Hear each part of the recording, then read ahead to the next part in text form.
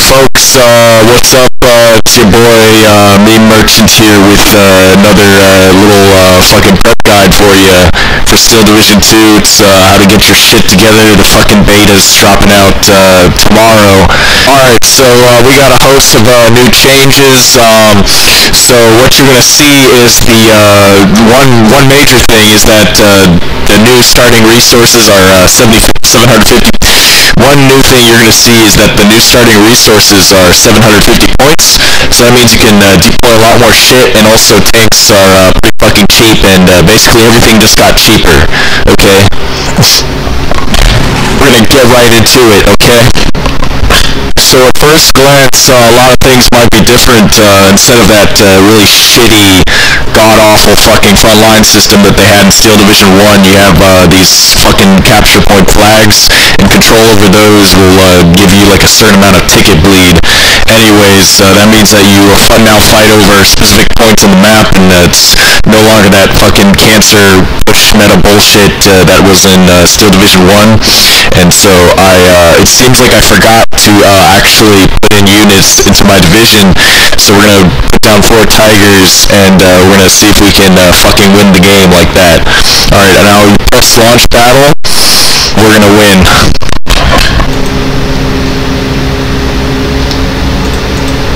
Two major changes. They've added 2 new mechanics. It's called commanders as well as artillery spotters.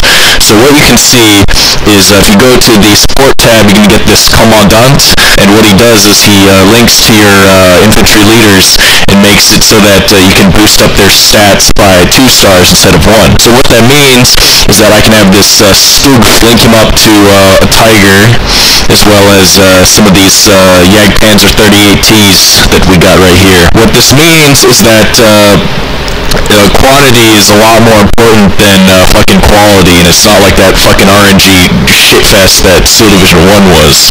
And we also have artillery spotting. German squad leaders get access to the fucking radio, and what that means is that any unit that has a radio symbol on it will have this radius within which all artillery gets an aim speed bonus, as well as all artillery will shoot that. The artillery accuracy will be better, as well as the fucking aim time. Alright, to the different openings, you got aircraft. This is really fucking expensive, but shit like this, that's pretty cheap. And so, yeah, what we're gonna do is I'm gonna go for the classic 3 mortar trucks opening, because that's the new meta these days.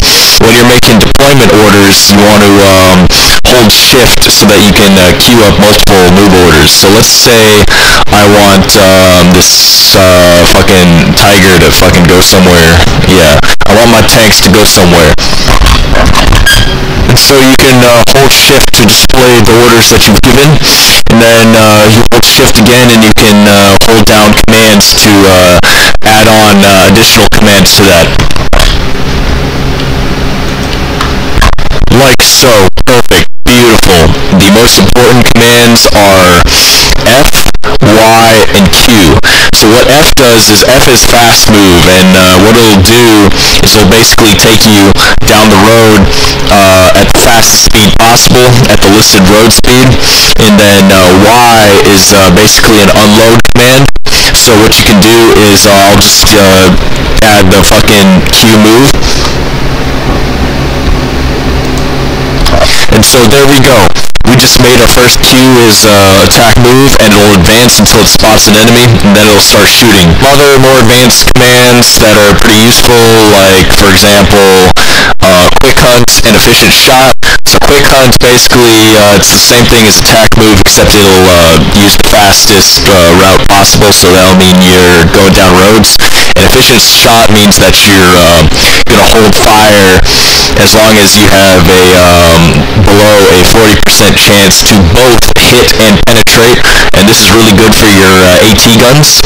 And so yeah, that's pretty much the gist of commands. And alrighty, so when you click on a unit, you'll be able to see the if it has this little Wi-Fi little echo indicator, And what this means is that anything within this white radius, press T to do a firearm position, you'll see that the radius is really fucking small. And then if I get out of the circle, it's pretty fucking big. So what I want to do is, easiest thing to do is just to click, right click on stuff that you see, you know. So you can see here that this tester is at 3 stars, even though I put in my division with only 1 star, and that's because of the good old commandant right here, and you can see that you can chain them up.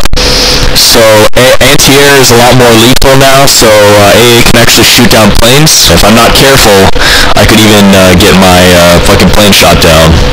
So I'm just going to be an idiot, and I'm just going to let my plane fly over the AA, and if I'm unlucky, yeah, see right there, just got shot down. You know, you actually gotta fucking pay attention for once. AT guns, especially these small caliber ones, the ones with good stealth, those are actually gonna be pretty important when it comes to ambushing enemy tanks. And another thing is you can also surrender units, so if they have this stress meter, and if that gets full and there's no leader in radius, so here you can see surrendering a unit, you just move up to it while it's falling back, and there you go, it's gone forever. The income that you can get is a lot higher, so that means that battles are generally going to be on a larger scale than SEAL Division 1. If you're playing, for example, 4v4, you'll probably want to bring up a lot of artillery. So this is essentially what a breakthrough looks like, a big fat train of tanks. If I was playing against an actual player, I probably wouldn't want to do this necessarily if they actually knew what they were doing, but against AI it works pretty well. Also, tanks can fire on the move now, which is pretty nice. So, you know, let's have a little bit of fun there. And so, this is like the basic meta for stuff. Just right click with the mortars, and you can just tell it to like piss off. Right click, and your problems go away, you know? So here's an annoying mortar, and we can just really easily counter battery that, because, yeah, I don't know how this got bailed out. That's annoying. So whenever critical damage happens, you just send a supply truck over there. You can see that it does get pretty cancerous. Let's just show an example of, yeah, the absolute devastation that hordes of artillery can do. So there is this annoying bug which is still present, which causes the infantry to hump their fucking mortar, and so when this happens, shit just got fucked. So yeah, I would recommend just don't use these mortars for now. The fucking half-track mortars, they're okay. They work all right. Can't give you any promises on these ones. Oh, well, would you look at that? It finally got its shit together. Oh, nope. These ones failed. Let's see if these ones can finish the fucking job. Yeah, let's see if they can do it. Nope. Oh well. That's a fucking shame that sucks. So that's the basics of SEAL Division 2.